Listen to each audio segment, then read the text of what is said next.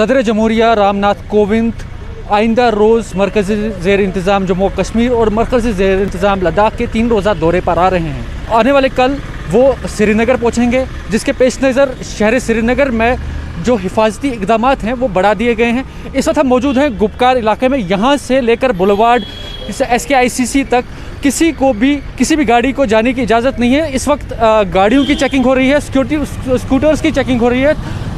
उसके अलावा ये भी कहा जा रहा है कि वो कल जब यहाँ आएंगे वो सबसे पहले श्रीनगर में शेर कश्मीर कन्वोकेशन सेंटर में कश्मीर यूनिवर्सिटी के जो कन्वोकेशन हो रहा है उसमें शिरकत करेंगे। उसके बाद वो दूसरे दिन लद्दाख के लिए रवाना होंगे, जहाँ पर वो करगिल विजय दिवस की जो तकरीब है उसमें शमूलियत करेंगे।